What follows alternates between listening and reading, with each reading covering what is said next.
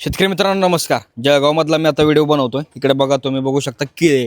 जळगावची केळी तर सगळ्यात सुप्रसिद्ध आहे आणि त्यात तर काय वादच नाही. आता मी एका गोट्यावर आहे, तर या गोट्यावर आता आतमध्ये जाण्यासाठी परमिशन नाही आहे. तिथं पूर्णपणे परमिशन नाही असं तिथं लिहिलेलंच आहे. तर आपण पाठीमागं जाऊन बघूया की तो गोटा कसा चालतो आणि जे तरुण उद्योजक आहे असं कळालं की त्यांनी कसा हा गोटा डेव्हलप केला. तर हा व्हिडिओ त्यासाठी तुम्ही पूर्णपणे बघा.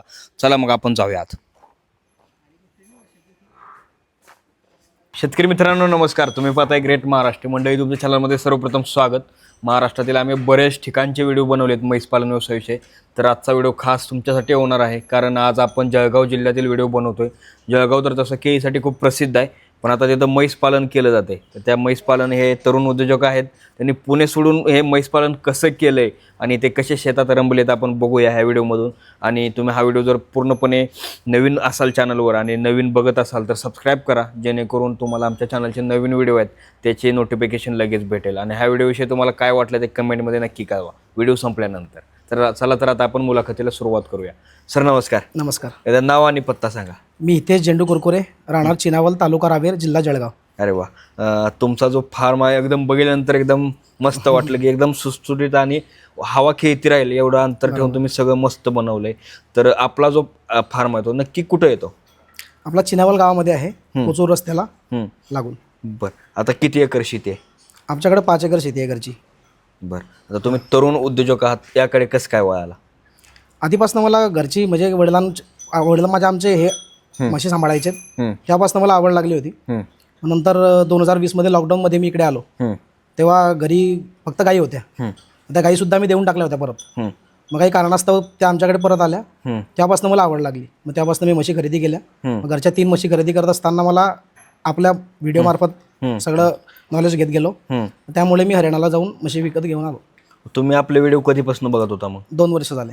बघताय? हो, पूर्णपणे बघत होता? पूर्णपणे बघत होतो. ओके, म्हणजे आपल्या व्हिडिओच्या माध्यमातून हा गोटा झालाय असं पण म्हणता येईल. बरोबर. तुम्ही नोकरी करत होता की बिझनेस करत होता, का सुरुवातीपासूनच शेती करताय? नाही, मी पुण्याला डिप्लोमा कॉम्प्युटर करत होतो. त्यावेळेला मला म्युझिकची आवड होती भरपूर. मी म्युझिशियन आहे, गिटारिस्ट आहे. नंतर मी लॉकडाऊनमध्ये इथं आलो, त्यावेळेला आमची घरची शेती होती. मग ते घरची शेती बघत बघत आवड निर्माण झाल्यामुळं यामध्ये कल निर्माण झाला. बरं, आता घरची शेती जी आहे ती किती एकर आहे? मग घरची शेती 5 एकर आहे आमची. 5 एकर शेती. तुम्ही लॉकडाऊनमध्ये इथं आल्यानंतर हे सगळं डेव्हलप केलं का? हो. का पहिल्यापासूनच होतं? नाही, हे नंतर सगळं डेव्हलप केलं. बरं, मग पुणे सोडून इकडे कसं काय आला? मग लॉकडाऊनमुळे. लॉकडाऊनमुळे आम्ही इथं आलो आणि शेतीमधलं म्हणजे काहीच समजत नव्हतं मला तेव्हा. नंतर इथं राहिल्या हळूहळू जसं शेतामध्ये येत गेलो तसं आवड निर्माण झाली आणि मग शेतीकडे वळलो. बरं, सध्या किती म्हशी आहेत आपल्याकडे? आता आपल्याकडं 12 म्हशी आहेत. बरं, आता त्यातल्या 12 म्हशी कुठल्या कुठल्या जातीच्या आहेत? आपला मुरा आणि गुजरातच्या म्हशी आहेत गाई, आणि एक मेंढी म्हैस आहे. मेंढी. बरं, आता सगळ्या म्हशी कुठून खरेदी केल्या, कशा केल्या आणि त्याची काय म्हणजे तुम्ही इथल्या घेतल्या का, कसं होतं? जिंदवरचे आपले परविंदर भाई जे आहेत त्यांच्याकडे आम्ही गेलेलो. डायरेक्ट तिथं जाऊन गावोगावी जाऊन म्हशी खरेदी केल्या. बरं, कधी गेला होता? आम्ही गेलेलो 17 डिसेंबर. त्यांचा तुमचा संपर्क कसा झाला? मग आपल्या चॅनलवरती खामगावला जी म्हशी आणल्यात त्यांच्या मार्फत मी तिकडे गेलो, त्यांना आधी व्हिजिट करून आलो. मग त्यांच्याकडनं नंबर घेऊन परविंदर भाईला कॉल करून त्यांच्याकडे व्हिजिट दिली. बरोबर, तुमच्या भागात त्यांच्या म्हशी आल्यामुळे तुम्ही त्यांच्याकडे गेला. बरोबर. आता त्यांच्याकडून किती आणल्यात म्हशी? आपण त्यांच्याकडनं 9 म्हशी खरेदी केल्या आणि 1 रेडा. बरं, आणि टोटल म्हणजे 10ची गाडी तुम्ही आलाय? टोटल 10 लोड भरून आलो. ओके, तर त्यांच्याकडे गेल्यावर कशी होती सर्व्हिस, म्हणजे कसं वाटलं? म्हणजे आहेत का व्यवस्थित? कसं? एकदम व्यवस्थित आहेत. आमची राहण्याची सोय वगैरे त्यांनी एकदम व्यवस्थित केली. जेवणाची पण सोय एकदम छान केली. आणि गावोगावी फिरायला त्यांना कंटाळाच नाही अजिबात. सकाळी 5 वाजेपासून त्यांनी आम्हाला फिरवलं. बरं, संध्याकाळच्या 8-9 वाजेपर्यंत आम्ही फक्त गाडीत होतो. आता तुम्ही आमच्या व्हिडिओवरनं विश्वास ठेवून तिकडे गेला, बरं मग तशी काय वाटतंय का? कारण कसं असतं की काही वेळेस बरेच व्हिडिओ युट्यूबला येतात, तुम्ही त्यांनाच का सिलेक्ट केलं? नाही, आपल्या भागातच्या म्हशी आहेत, म्हणजे व्हिडिओ मी भरपूर बघितल्या तुमच्या. सर्व व्यापारी चांगलेत, पण आपल्याकडे ज्या व्यापाऱ्याने आणली त्यांच्याकडनं आपण जाऊन घेऊन यावे हा एक उद्देश होता, म्हणून त्यांच्याकडेच गेलो. बरं, मग आता त्यांच्याकडून ज्या म्हशी आणल्या त्याचे काय रेट आहेत? 1,32,000 आपण खरेदी केली आहे. ते 1,85,000 पर्यंतची म्हैस आहे आपल्याकडे. 1,85,000. हो. आणि सगळ्या ज्या म्हशी आहेत त्या प्युअर मुरा आहेत का? प्युअर मुरा. बरं, प्युअर मुरा एक मिनी म्हैस आहे त्यातली. तुम्ही म्हशी घेताना सिलेक्शन कसं केलं आणि त्यांनी केलं का तुम्ही केलं? तुम्हाला कळत होतं का? होय, आम्ही स्वतः जाऊन खरेदी केल्या. त्यांचं सळ वगैरे, त्यांचं आकार, शिंगांवरती जाऊन दुधावरती बघितलं आम्ही त्यांना, हम्म. दूध कसं आहे काय, त्यांनी तिथं जाऊन स्वतः चेक केलं आणि मग तिथं खरेदी करून आणली त्यांच्याकडं. तिथं खरेदी करण्याची कशी होती मतलब प्रोसेस, किंवा ते कसं कसं असतं नक्की? आपण गावागावी जायचं, त्यांच्या जे ओळखीचे आहेत त्यांच्याकडे जायचं, आपल्याला म्हैस पसंत पडली तर त्यांच्याकडे डायरेक्ट सौदा करायचा समोरासमोर जाऊन. बरं. काही कसलीच लपाछपी नाही, समोर व्यवहार करायचा डायरेक्ट. आपल्याला पसंत पडली तर घ्यायची, नाही पसंत पडली तर काही जबरदस्ती नाही, दुसरीकडे लगेच. बरं. टोटल किती म्हशी बघितल्या असतील आतापर्यंत भरपूर म्हशी बघितल्यात तिथं? 9 म्हशी खरेदी करायला आम्ही जवळजवळ 25 ते 26 म्हशी बघितल्यात. बरं. म्हणजे सगळ्यात जास्त तुम्हाला ज्या म्हशी लगेच पसंत पडल्या का लगेच पसंत पडल्यात. त्याचं काय कारण? तिथं क्वालिटीज भरपूर, जे जनावरांची क्वालिटी आहे ते भरपूर चांगली आहे. त्यांची जे ठेवण आहे जनावरांच्या बाबतीत ते भरपूर योग्य आहे. त्यांचा स्वतःचा पण गोठा आहे ना तिथं? त्यांना स्वतःचा पण गोठा आहे. ते बघितलं का तुम्ही? हो, त्यांच्या स्वतःची पण बघितली. त्यांच्या स्वतःच्या पण म्हशी विक्री होत्या, पण त्यांनी जबरदस्ती नाही केली. ते आमच्याच फार्मवरची तुम्ही म्हशी खरेदी करा असं बोललेच नाही अजिबात. बरं. तुम्हाला पसंत पडली तर घ्या, नाहीतर मग तुम्ही दुसरी बघू शकता. त्यांच्या टोटल किती तिथं म्हशी आहेत मग स्वतःच्या? त्यांच्या स्वतःच्या 25-30 म्हशी होत्या जवळजवळ. 25-30? होय. तिथं तिथं काय पद्धत होती म्हणजे नक्की कशी? ते सांभाळायची त्यांची, आणि आपल्यामध्ये काय चारा वगैरे त्यांना आपल्याकडे लिमिटेड टाकतात भरपूर. आपल्याकडं कसं आहे, गव्हाण एकदम सतत भरलेली राहायची आमच्याकडं. आमचे पण आधी जनावर जे होते त्यांचे गव्हाण एकदम कायम भरलेले राहायचे. मग त्याच्या खाली जी घाण जमायची त्यावरतीच परत चारा टाकायचे. मग त्यांची जी पद्धत आहे म्हणजे लिमिटेड चारा टाकायची आणि पाणी योग्य एकदम भरपूर भरमसाठ. म्हणजे की जुन्या पद्धतीनं तुम्ही ज्यावेळेस व्यवसाय करत होता त्यावेळेस तुम्ही चारा वायपट जात होता एकदम. आणि आता नवीन पद्धतीने तुम्हाला तिथे गेल्यानंतर समजलं की एकदम त्यांना जेवढा पाहिजे तेवढाच दिला पाहिजे, जास्त देऊन चालत नाही. आणि पाणी जेवढं पाहिजे तेवढं जास्त दिलं पाहिजे, कारण ह्याला वॉटर बफेलो पण म्हटलं जातं. सध्या किती दूध निघतंय मशीनचं? आपलं 45 ते 50 लिटर पर्यंत दूध निघतंय एका टायमाचं? एका टायमाचं का दोन्ही टायमाचं? एका टायमाचं. बरं. आता म्हशी इथे येऊन किती दिवस झालेत मग? इथं झालेत 1 तारखेला आल्यात बघा म्हशी. 25 दिवस झालेत आतापर्यंत. बरं. आता ज्या म्हशी आहेत त्याचं फॅट वगैरे कसं लागतं दुधाचं? 7.5-8चा फॅट आहे त्यांचा कायम. कायम आहे का? कायम. ओके. काही म्हशी ताज्या व्यायला होत्यात. तिथनं जे आम्ही गाडीत लोड भरला त्याच्या आदल्या दिवशी 2 म्हशी व्यायलेल्या. मग आता त्यांचा जो इथं वर्कर वगैरे दिला का त्यांनी, तुम्ही स्वतःच हो, वर्कर त्यांनीच दिलाय. त्यांनी स्वतः दिलाय का? त्यांनी स्वतः दिलाय. त्यांचं काय काय काम असतं? कामकाज गोट्यातलं कसं चालू होतं? 3 वाजता काम चालू होतं आमचं. चारा टाकायचं, पाणी वगैरे पाजायचं, शेण वगैरे फेकायचं, हे सर्व त्यांचं काम. रोज गोठा वगैरे धुवून काढायचं सर्व. बरं. आता शेती तुम्ही करताय त्यासोबत म्हैस पालन करता, तुमच्या भागात असं आहे का? आहेत पण भरपूर कमी आमच्या भागात. आता तुम्ही दुसऱ्या भागातल्या पण म्हशी घेतल्या, म्हणजे आता तुम्ही आता 2 प्रकारच्या तुमच्या गोट्यावर म्हशी आहेत, तर ह्या म्हशी त्या म्हशीमध्ये काय फरक आहे मग? ह्या भरपूर शांत आहे. यांचा फॅट पण तुम्हाला सांगतोय म्हणून की 7.5-8चा फॅट त्यांचा कायम आहे. तर सांगण्याचं कारण असं की बाकीच्या मशीनचा लागत नाही. ताज्या वेळेला मशीनचा फॅट कधी 6-6.5 लागतो. यांचा तो पण फॅट 7.5 ते 8 पर्यंत आहे. म्हणजे फॅट चांगला. आणि रागीट नाही अजिबात. बाकीच्या लोकल ज्या म्हशी आहेत आमच्या त्या भरपूर रागीट आहेत. दुसऱ्या माणसाला हात लावू देत नाहीत. यांना तसं काही नाही. बरोबर. ना कुणी गेलं तर कुणी सहज हात लावू शकतं. आता टोटल तुमचं जे गोठ्याचं नियोजन आहे, स्ट्रक्चर आहे, ते बांधण्यासाठी किती खर्च आला आणि किती इन्व्हेस्टमेंट ह्यासाठी तुम्ही केला? आम्ही मशीनचा जो लोड आहे आपला तो 15.5 लाखात पूर्ण गाडी आली आपली. आणि स्ट्रक्चर बांधण्यासाठी आपल्याला 18 लाख रुपये लागले. 18 लाख रुपयेमध्ये गोठा बांधणी सर्व. त्यामध्ये किती मशीनची कॅपॅसिटी आहे आणि कसा बांधला, त्यासाठी काय बघितलं का तुम्ही? नक्की कसं बांधलं? आपण आपल्या यूट्यूब व्हिडिओवरतीच भरपूर बघितलं होतं. त्यानुसार आपण 60 लहान मोठ्या जनावरांचा गोठा बांधलाय हा. बरं. आणि किती कॅपॅसिटी आहे त्या चारा वगैरे ह्या ठेवण्याची? तुम्ही आता समोर बघितलं तर चारा पण त्यासाठी पण वेगळा भाग केला. हो. कमीत कमी 60 टन चारा बसू शकतो यामध्ये. ओके. मग आता तुम्ही जो चारा ठेवलाय त्यामध्ये तो कधी भरला होता मग? आपण ह्या गाडी लॉट येण्याच्या आधीच भरून ठेवला होता सर्व. पूर्वनियोजन होतं आधी सर्व. ते काय नियोजन होतं? कारण बरेच लोक नवीन व्यवसाय काय त्यांना करायचं असेल तर ते नियोजन कसं केलं पाहिजे? ते नियोजन फार महत्त्वाचं आहे. म्हणजे म्हशी येण्याच्या आधी तुमचं चारा स्टॉकमध्ये पाहिजे. बरं. आम्ही जबलपूरवरनं गव्हाची गाडी बोलवून ठेवली होती. 8 रुपये किलोने गव्हाचा भुसा उतरवून ठेवला होता. नंतर आता सगळा सीझनमध्ये येईल त्याचा पूर्ण गोठा पॅक होऊन जाईल आपला साऱ्याने. आता तुमच्या जे लोकेशन आहे तिथनं जवळच मध्य प्रदेश जवळच आहे. होय. तिकडे पण म्हशी भेटतात का? भेटतात की. मग तिकडे का बरं गेला ना तुम्ही? हरियाणालाच का गेला? या क्वालिटी नाही तसल्या. या भरपूर लॉंग पिरियड चालतात म्हशी. बरं. त्या म्हशींचा दूध देण्याचा कालावधी भरपूर कमी आहे. म्हणजे आणि गाभ राहण्याचा पण त्यांचा त्रास आहे जरा. ओके. मी पण आधी पण म्हशी वागवल्यात. आतापर्यंत त्यातली एक म्हैस म्हणजे 1 वर्ष होऊन गेलं पण अजून गाभण नाही राहिली. अरे बापरे. यांना तसा काही त्रास नाही. बरोबर. मग तुम्हाला सगळा अभ्यास करूनच तुम्ही ह्या व्यवसायामध्ये होय. मग आतापर्यंत किती गोटे फिरला मग असं अभ्यास करण्यासाठी? मी सोलापूर, कोल्हापूर सर्व जे गोठे आहेत ते फिरून आलेलो आधी. आणि यूट्यूबला तर माहिती भेटतच होती.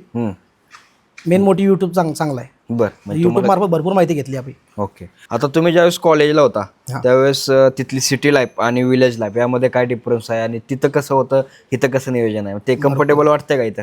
होय होय. मी म्युझिशियन आहे. अरे वा. मी गिटारिस्ट होतो. मग त्यामुळे तिकडची लाईफ मला इथे यायचंच नाही वाटायचं. गावी आलं की 2 दिवसामध्ये रिटर्न व्हायचो लगेच. पण लॉकडाऊन झाल्यामुळे इथे आलो आणि शेतामध्ये आवड लागली. मग शेतीची आवड करता करता जनावरांची पण आवड लागली. असं करत करत मी डेअरी फार्म बांधलाय. बर. आणि शेती जी आहे ती तुम्ही म्हणजे स्वतःच करता का काय? शेती स्वतः करतो. त्याचं काय रिझन? केळी लागवड आहे आपली. केळी असते, हळद असते आणि बाकीची हरभरा, मका, सोयाबीन वगैरे सर्व पिकं आम्ही घेतो. बर. यामध्ये घरच्यांचा किती सपोर्ट भेटला तुम्हाला? भरपूर. माझे मामा जे आहेत ते वेटरनरी डॉक्टर असल्यामुळे गुजरातला होते ते गव्हर्नमेंट. मग त्यांनी भरपूर सपोर्ट केला. ओके. त्यांचा भरपूर सपोर्ट आहे. नमस्कार सर, एकदा तुमचा परिचय द्या. मी डॉक्टर शरद चौधरी. मी गुजरात गव्हर्नमेंटमध्ये नोकरी होतो. 2020मध्ये मी रिटायर झालो आणि इथं मी आता सावदा इथं स्थायी झालेलो आहे. बरं. जे शेतकरी आहेत तुमच्या भागातले किंवा कोण नवीन महाराष्ट्रातले शेतकरी आहेत, तुम्ही गुजरातला होते, गुजरातला पण म्हशी भेटतात. हो. आणि आता ह्यांनी आणलेल्या म्हशी तुम्ही बघितल्या असेल, काय डिफरन्स वाटला? की तिकडचे जे सौराष्ट्रामध्ये जाफराबादी जात आहे म्हशींचे ते फार फेमस आहेत. त्या म्हशी इकडे आहेत पण इकडे कमी प्रमाणात आहे आणि त्या थोड्या तामशी स्वभावाच्या असतात. थोडं दूध पण या म्हशींपेक्षा थोडं कमी असतं त्यांचं. बरं. आता ह्यांच्या जे म्हशी आल्या तिथं चांगले आहेत का? चांगल्या क्वालिटीच्या म्हशी साधारण 10, 12, 14 लिटरच्या वरच्या अशा म्हशीची. बरं. ज्या रेटनं घेतले त्या रेटनुसार त्याची किंमत योग्य आहे का? बरोबर. आजच्या भावाने ते योग्य आहे. बरं. आता जे नवीन कोण तरुण उद्योजक आहेत, आता त्यांना ह्या व्यवसाय करायचा आहे, तर तुमचा काय सल्ला असेल? कारण कसं असेल की तुमचा जुना अनुभव आणि आता चालू पिढीचा जो व्यवसाय आहे त्यामध्ये डिफरन्स तर खूप आहे. तर आता कसं आहे की शेतीमध्ये सध्या भावराव कमी असल्यामुळे परवडत नाही. त्याच्यामुळे त्याला शेतीला जोड पूरक धंदा म्हणून पशुपालन करायलाच पाहिजे. बरोबर. त्याच्याशिवाय अत्यंत नाही. त्याच्यामुळे जी तरुण पिढी आज जे बेकार आहे त्यांनी सुद्धा हा व्यवसाय अपनायला काही हरकत नाही. या गोट्यामध्ये तुमचं काय काय मार्गदर्शन असतं? जेव्हापासून यांनी गोठा चालू केला तेव्हापासून मी रोज येऊन बांधणी कशी काय सर्व मी बघत होतो. नंतर म्हशी ज्या दिवशी आल्या त्या दिवसापासून इथं आम्ही सातत्याने मी दिवसातनं 1-2 वेळा येऊन त्यांची तपासणी करत असतो. कारण लांबून आल्यामध्ये ट्रॅव्हलिंग प्रवास असल्यामुळे त्यांना ट्रेस येतो, त्यामुळे काहींना त्रास होतो. त्याच्यामुळे मग आम्ही त्याच्यावर बारकाईने लक्ष देऊन आहे. बरोबर. म्हणजे तुम्ही जेणेकरून आपलं कोणत्याही प्रकारचं त्यात नुकसान व्हायला नको या उद्देशानं आम्ही जी व्हेटनरी सर्व्हिस सर्व ओके ठेवली. आम्ही जी जरुरी लागणारी औषधी मेडिसिन आम्ही सर्व याचा स्टॉकमध्ये ठेवलेली आहे. कसं खेडेगाव असल्यामुळे इथं वेळेवर औषध मिळत नाही, त्याच्यामुळे आम्ही जे जरुरी आहे ते आम्ही इथं उपलब्ध केलेलं आहे. आता जे दूध ह्या गोट्यातून तयार होत आहे, म्हशी दूध देतात, ते तुम्ही दूध काय करता आणि त्याचं विक्रीचं नियोजन कसं आहे? सध्या आमचं दूध डेअरीला आहे. 7.5-8चा फॅट लागल्यामुळे सध्या काही ताण नाही आहे. पण आम्ही हात विक्री करणार आहे पुढे. म्हणजे स्वतःचं दुकान टाकून तिथून सेल करायचं. काय रेटनं आता विकते सध्या तरी? आपल्या डेअरीला 76 रुपये लिटर आहे आमच्याकडे दूध. बरं. आता तुम्ही ज्यांच्याकडून म्हशी आणल्यात आता परविंदर जे हरियाणा जिंदमधले त्यांच्याकडून तुम्हाला सगळ्यात चांगला अनुभव काय होता घेताना म्हशी? त्या एकदम म्हणजे फोर्स नाही करायची आपल्याला अजिबात की तुम्ही हेच म्हशी घ्या तीच म्हशी घ्या, पण चांगलं सांगायचं आपल्याला की ही म्हैस तुम्हाला गॅरंटीने सांगतो की एवढे दूध देईल. म्हणजे आपण 2 म्हशी त्यांच्या गॅरंटीवरती आणल्यात की त्यांनी सांगितल्यामुळं की दूध एवढं देतील. आम्हालाही पसंत पडल्या त्या म्हशी, पण दुधावरती की 14 लिटर दूध आहेच तिला असं. मग ते आहेत आता आपल्याकडं. म्हणजे पीकवरती अजून म्हशी यायच्यात, पण असं वाटतं 100% येतीलच.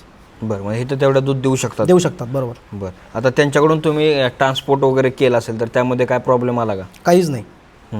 काहीच प्रॉब्लेम नाही. आपला एक म्हैस जी होती 1,60,000ची म्हैस तिथं घेतली होती आम्ही. ती म्हैस आजारी असल्यामुळे त्यांनी भरायला लेट केलं फक्त. मग ते लेट केल्यामुळे त्यांना म्हणजे त्यांनीच सांगितलं आम्हाला की जर म्हैस आजारी पडली आहे आपण भरू नये गाडीत. मग ती त्याच्याऐवजी मी दुसरी म्हैस खरेदी केली तिथं. त्यांनी व्हिडिओ मार्फत आम्हाला दाखवल्या की तुम्ही तिच्याऐवजी दुसरी म्हैस घ्या. ती म्हैस दुसरी भरली, गाडी आली आणि 3 दिवसांनी तिथं म्हैस ती वारली. अरे बापरे. हां. म्हणजे त्यांनी आम्हाला भरपूर सपोर्ट केला. जर आज ती म्हैस त्यांनी गाडीत भरली असती तर ती आपल्या पदरात पडली असती की म्हणजे पुढची जबाबदारी तुमची, असं म्हणजे तेवढं नुकसान तुमचं तेवढं नुकसान झालं असतं. बरोबर. पण ते व्यापारी तसं करू शकला असता, पण त्यांनी तसं केलं नाही. म्हणजे हे सगळ्यात महत्वाचं आहे. हे सगळ्यात महत्त्वाचं. तुम्ही इकडे येऊन पण त्यांनी पाठीमागून काळजी घेतली तुमच्या. बरोबर. पण त्या आता जे सगळ्या म्हशी दिलेत त्यांनी सगळं पेमेंट कसं असतं आणि त्यांचं काय काय नियोजन तिथं कसं होतं नक्की? पेमेंट कॅश होतं, कसं देत होतं तुम्ही? पेमेंट सगळं आम्ही ऑनलाईनच केलेलं पेमेंट त्यांना. आधी पसंत पडली तर घेऊन घ्यायची, त्यांना बिणं पण दिलं नाही. अगदी 10 रुपयांवरती म्हैस ठरवायचो आम्ही. अरे बाबा. आणि नंतर गाडीत गेल्यावरती दुसऱ्या तिसऱ्या दिवशी आम्ही पैसे त्यांना पेमेंट केलेलं. बरं, मग तुम्ही इकडे आल्यानंतर परत पेमेंट केलं? इकडे आल्यानंतर पेमेंट केलं आम्ही त्यांना, बरं, अर्ध पेमेंट. ओके. आता ह्या ज्या म्हशी सगळ्या आता तुम्ही नियोजन केले 60 म्हशी, म्हणजे त्याचे बच्चे सगळं जनावरांचा गोटा नियोजन आहे. हां. साधारणपणे किती उत्पन्न भेटू शकतं? 60 म्हशींचं नाही, आता समजा 10 म्हशी आहेत आपल्या, आमचा प्रॉफिट आहे की 70,000पर्यंत आम्हाला प्रॉफिट भेटायला पाहिजे महिन्याला.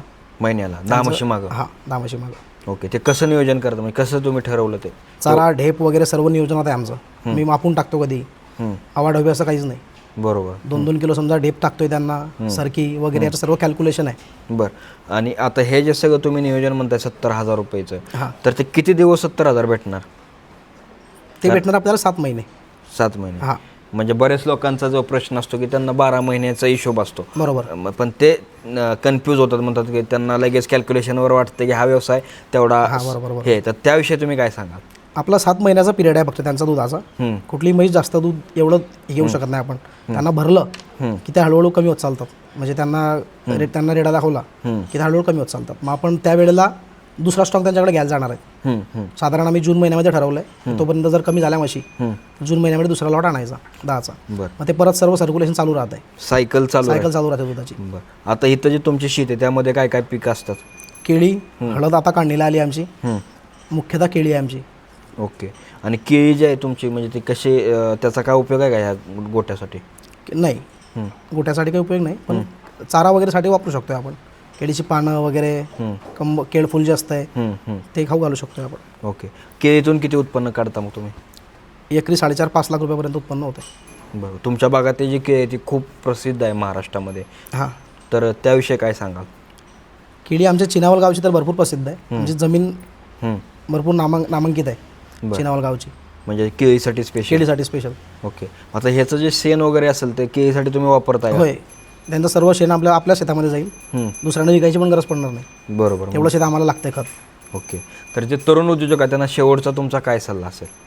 तरुणांनी म्हैस पालनाकडे यायला पाहिजे. म्हणजे छान धंदा, छान बिझनेस आहे. आणि आवड करणाऱ्याला भरपूर चांगला आहे, आवड असणाऱ्याला भरपूर चांगला आहे ते धंदा. बरोबर. एकंदरीत हा तरुणांसाठी हा व्यवसाय योग्य आहे, त्याविषयी काय सांगाल? तरुणांसाठी हा व्यवसाय फार छान आहे. कारण बाहेर बेकार फिरण्यापेक्षा काही धंदा केलेला बरा. बरोबर. आणि त्यामध्ये तुम्ही उतरा, आणि कोणालाही गरज लागली तर माझ्याकडे आम्ही त्यांना सांगू शकतो की, म्हणजे आपलं PMEGB मार्फत आम्ही चालू केलं आहे, बरं. लोन वगैरे घेऊन.